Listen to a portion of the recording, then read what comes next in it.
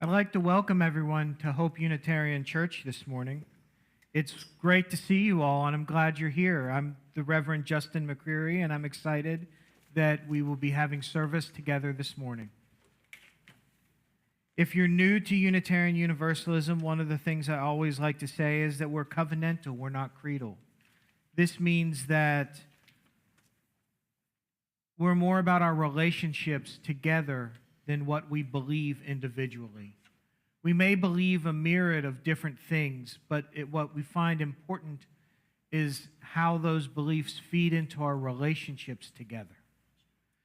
Francis David said it this way: you need not think alike to love alike. Love is the power that holds us together and is at the center of our shared values. Being rooted in love, we believe that all human beings should be treated with dignity and respect. At Hope, we seek to transform ourselves and the world through community, service, and love. Whoever you are, whomever you love, wherever you are in your spiritual journey and wherever your life circumstances, you are welcome here. At this time, I would invite everyone to rise together for the hymn of gathering.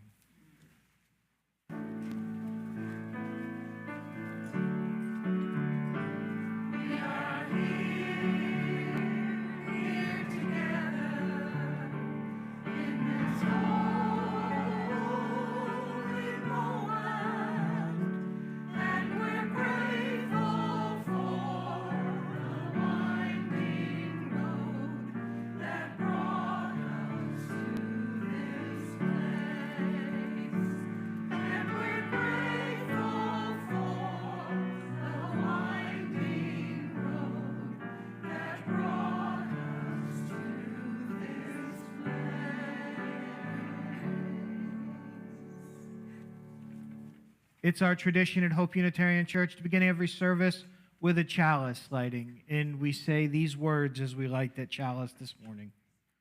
We light this beacon of hope, sign of our quest for truth and meaning, in celebration of the life that we share together. You may be seated. This morning, my invocation comes from Reverend Marta Valentin, which you might remember, wrote the reading for last service, and it was from this specific reading that I preached last service, but I really liked it and wanted to do it again. This little section is our invocation. Step into the center, come in from the margins. No word need be whispered to tell us we are one. And at this time, let's say our covenant together. Love is the spirit of this church, and service is its law. This is our great covenant, to dwell together in peace, to seek truth in love, and to help one another. And at this time, we will have our first hymn. I will invite you at this time to rise in body or spirit as you feel so called. We'll be singing hymn number 354 in which verses? 1 and 4. 1 and 4. So I invite you at this time to rise in body or spirit as you feel so called.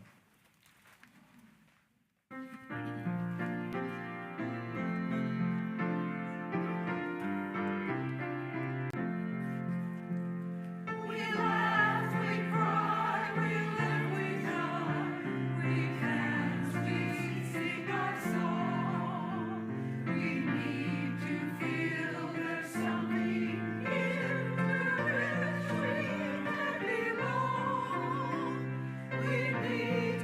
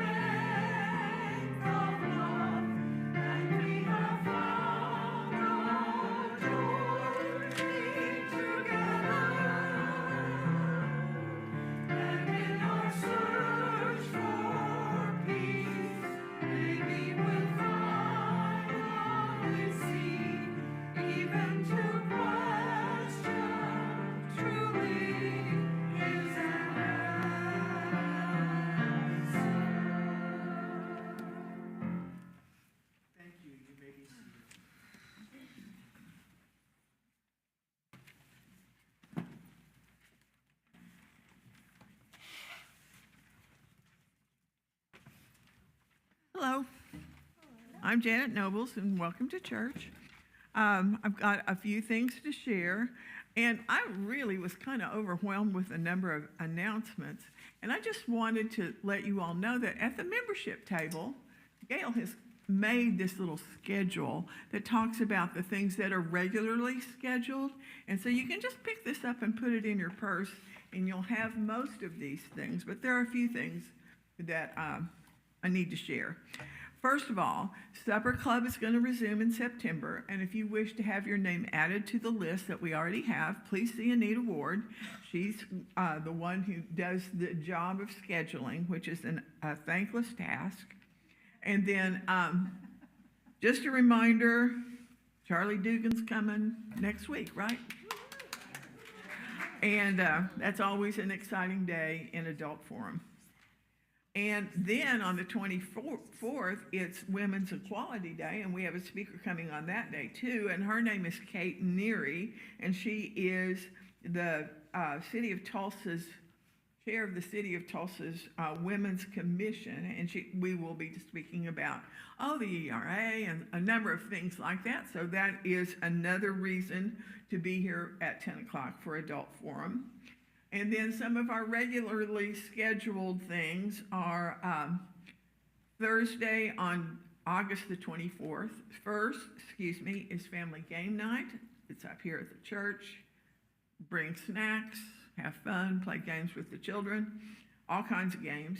And then Hope Happy Hour is on Thursday, August 28th, and it will be at Salvestano's Pizzeria, which is in the B&B Movie Shopping Center, kind of tucked. It's a little hard to find. The actual address is 8211 East Regal Plaza, but it's in the upper floors. But the pizza is delicious. It comes from Chicago. I know the Salvestanos from way back. And if you're missing notices that are on the bulletin board, it's on TV. Christy has fixed the bulletin board, so it's on a revolving thing on TV. So you just need to stand in the lobby, drink your coffee, eat your cookie, watch TV a little bit while you're visiting, and find out what's going on in the church. Pretty fun.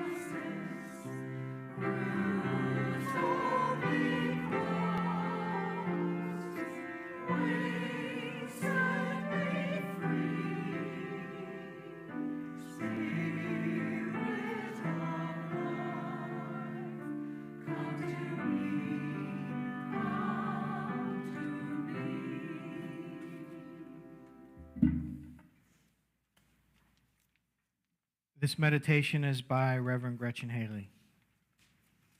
For this moment, this one moment, know only that you are loved, that you are safe and whole and loved. Know that you belong here, here among us, here upon this earth, in your body, however tired or broken your heart may be, whatever fear, disappointment, anger you carry. For this hour, know you are not alone. Feel the presence of others surrounding you, breathing beside you and with you, discovering together the way that our voices rise and fall together, in harmony, in hope. Claim here a resilient freedom, the choice for love, for light, to live with joy and gratitude and praise as a form of resistance.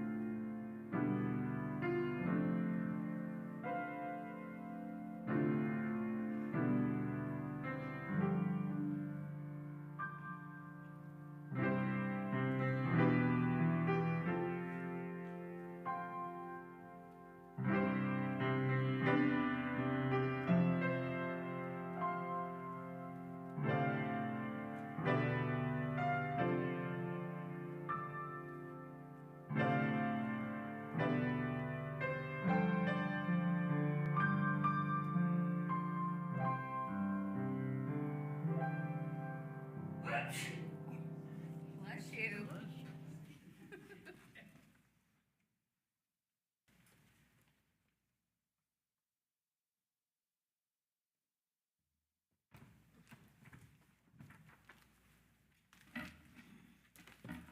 I felt a funeral in my brain. Emily Dickinson. I felt a funeral in my brain, and mourners to and fro kept treading, till it seemed that sense was raking through, and when they were all seated, a service, like a drum, kept beating, till I thought my mind was growing numb, and then I heard them lift a box and creak across my soul with those same boots of lead again. Then space began to toll as all the heavens were a bell in being, but an ear, an eye, and silence, some strange race, wrecked, solitary here. And then a plank of reason broke, and I dropped down, and hit a world at every plunge, and finished knowing. Then.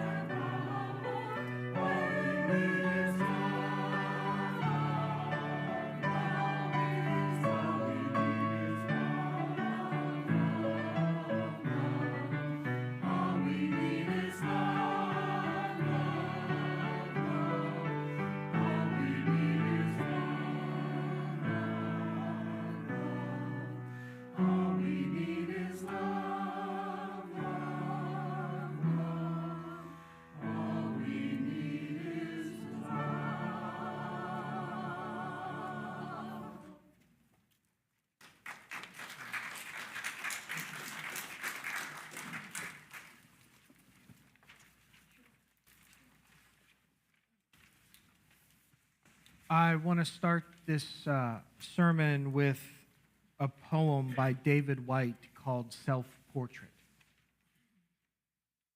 It doesn't interest me if there is one God or many gods. I want to know if you belong or feel abandoned, if you know despair or can see it in others. I want to know if you are prepared to live in the world with its harsh need to change you, if you can look back with firm eyes, saying, "This is where I stand." I want to know if you know how to merit or how to melt into the fierce heat of living, falling toward the center of your longing. I want to know if you are willing to live day by day with the consequence of love and the bitter, unwanted passion of the sure defeat. I have been told in the fierce embrace, even the gods speak of God. So I'd like to begin this sermon by introducing you to one of my favorite fictional characters in all of literature.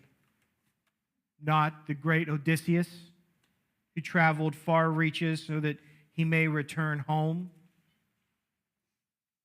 Not Frodo Baggins, who chose to selflessly carry the One Ring to Mordor and dispose of it in the fires of Mount Doom.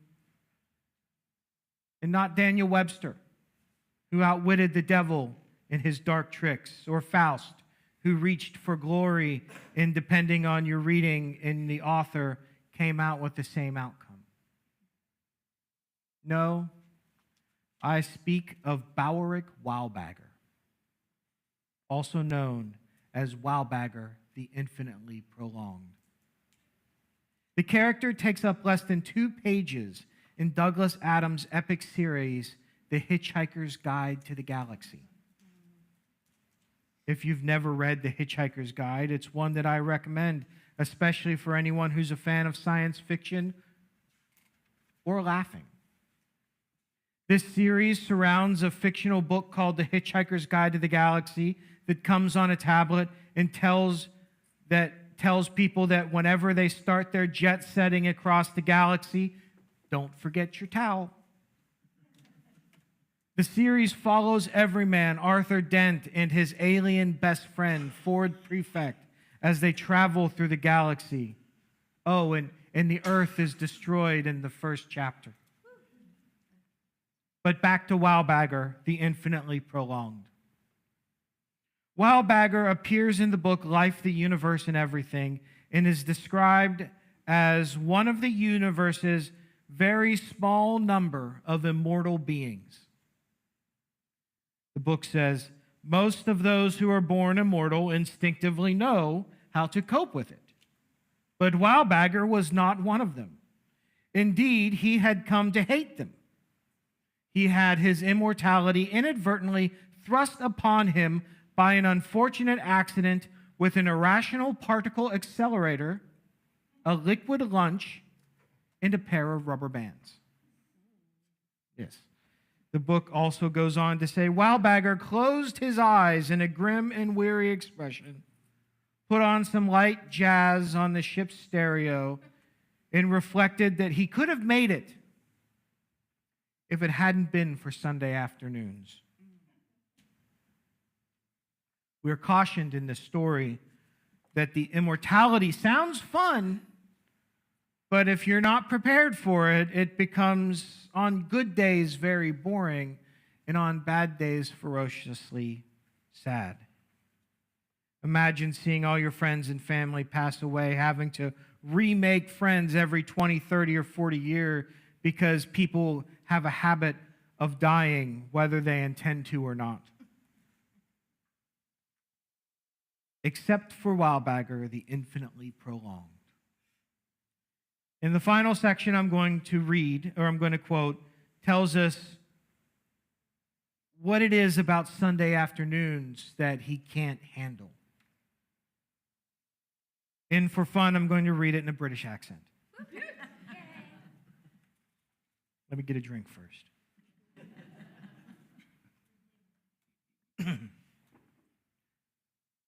In the end, it was the Sunday afternoons he couldn't cope with, and that terrible listlessness that starts to set in about 2:55. When you've taken all the baths you can usefully take in one day, that however hard you stare at the given paragraph in the newspaper, you will never actually read it or use the revolutionary new pruning technique it describes.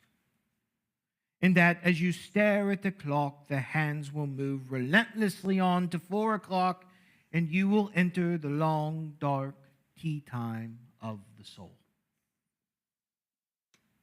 I remember the first time I read that phrase, the long, dark tea time of the soul. It just sort of washed over me. It didn't affect me until I got much older and I was reading through.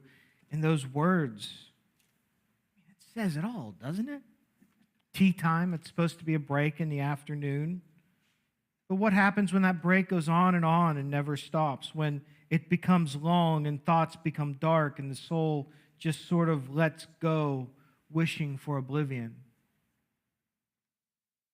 I believe what Douglas Adams was referencing can also be called depression.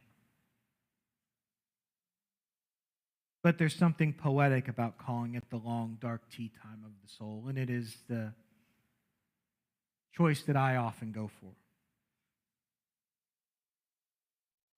I remember one morning my alarm went off like it normally does. And I turned it off, and when I turned the alarm off, realized I really just couldn't move much more. It's funny, because I watched the minutes tick forward till the alarm was going to go off. I watched them go. I watched 55, 56, 57, 58, and 59, and then it clicked over and my alarm went off. And I watched it. I wasn't tired.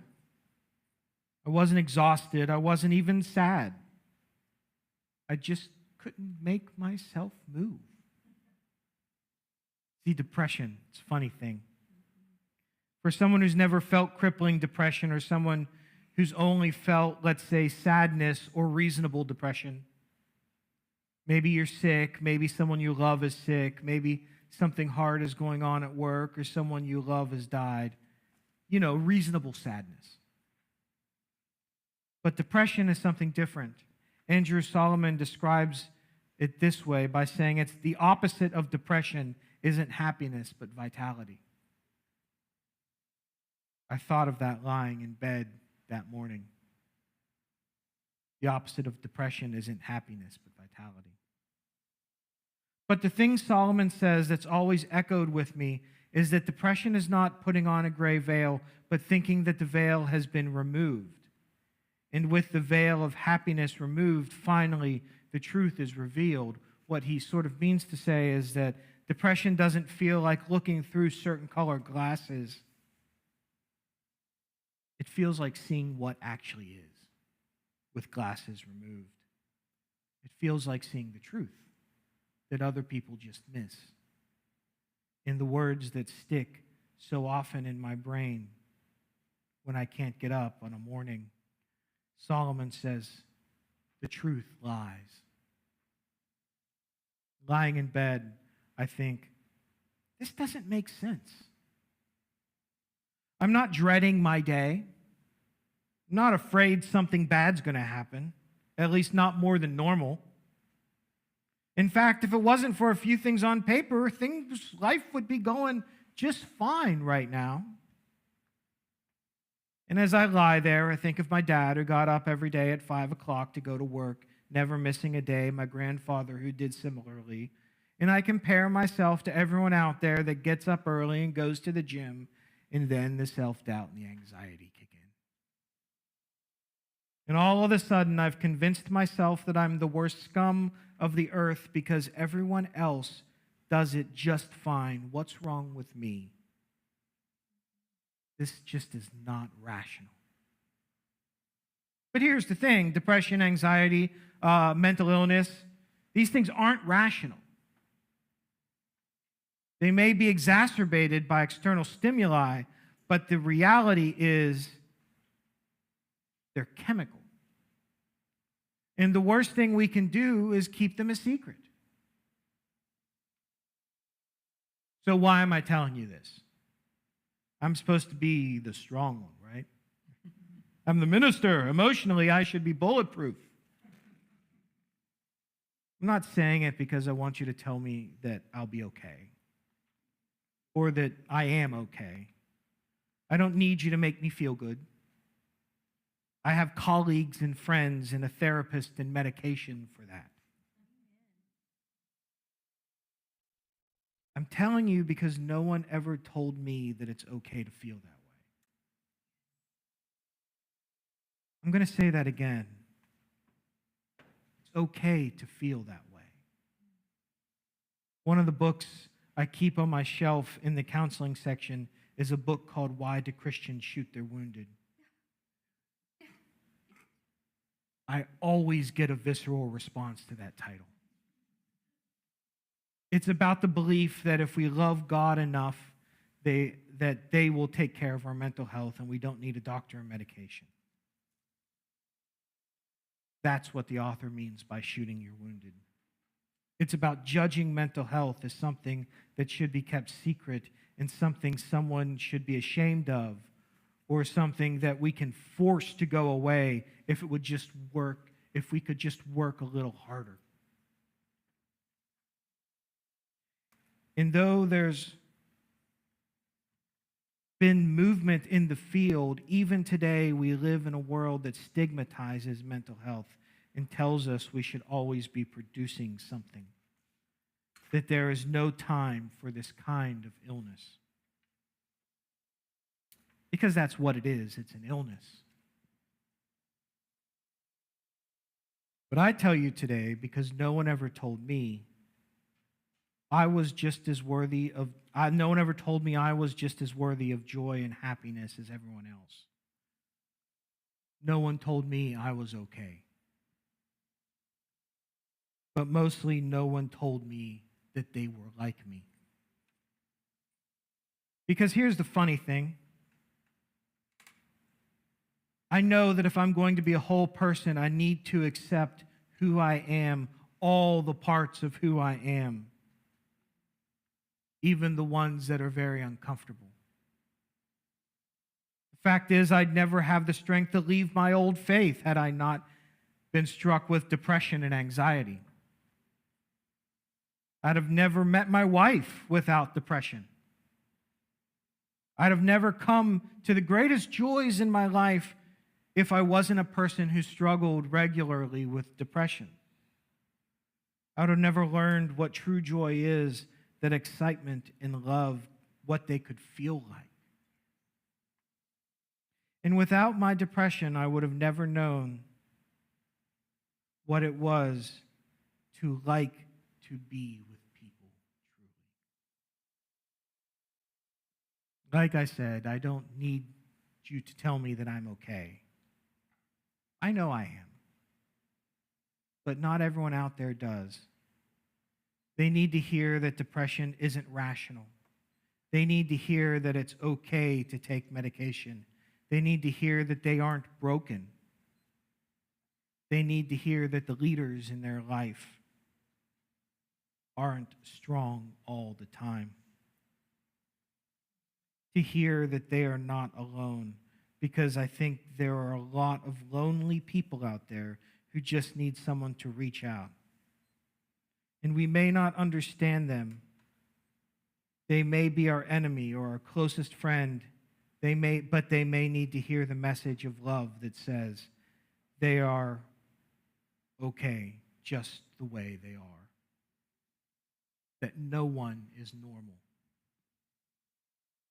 To be whole means to accept who we are and know that we need not feel shame for that.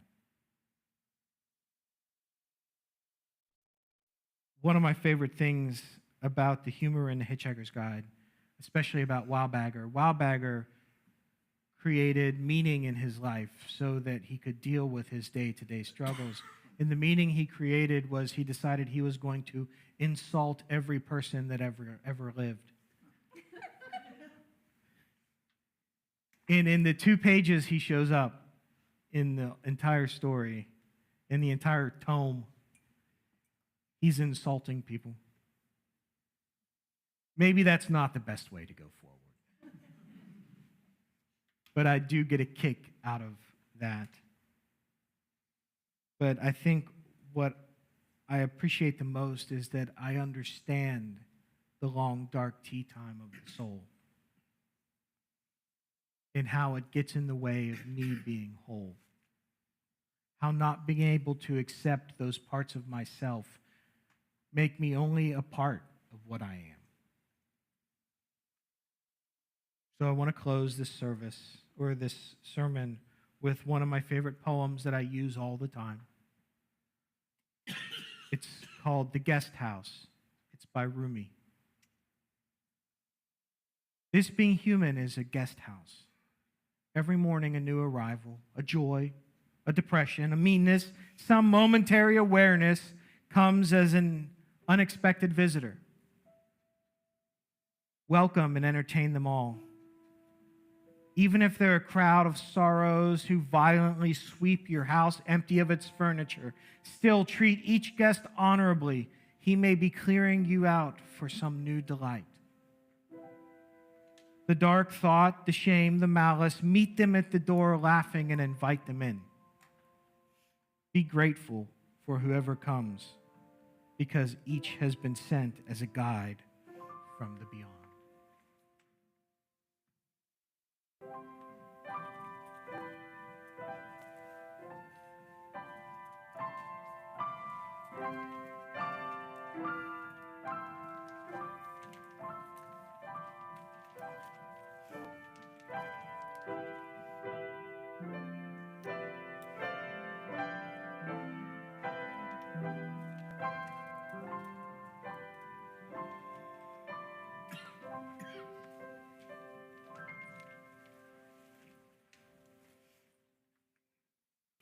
Our generosity recipient for the month of August is Food on the Move, that is seeking and working to end food deserts across Tulsa.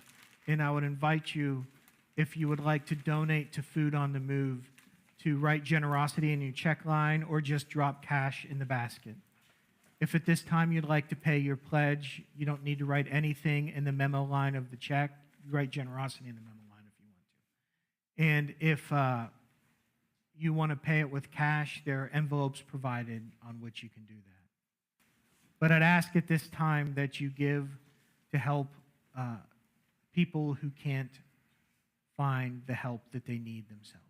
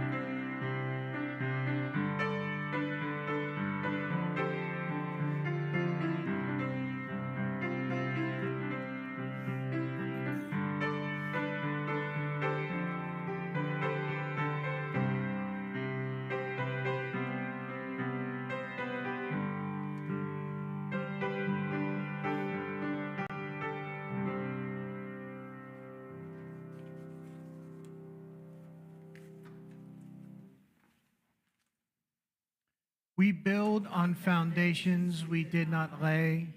We warm ourselves at fires we did not light. We sit in the shade of trees we did not plant. We drink from wells we did not dig. We profit from persons we did not know. We are ever bound in community.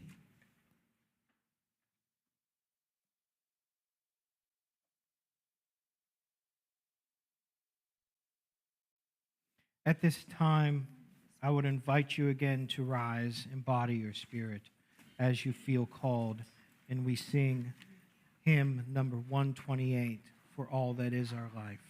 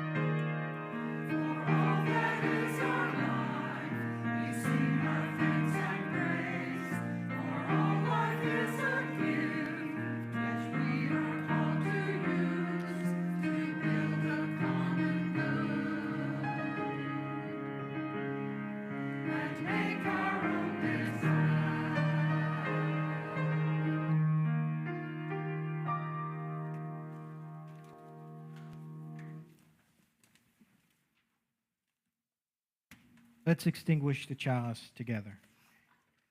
We extinguish this flame, but not the light of truth, the warmth of community, or the fire of commitment. These we carry in our hearts until we are together again. Go in peace, go in love, and remember, we all face the long, dark tea time of the soul. So we should walk gently and care for one another.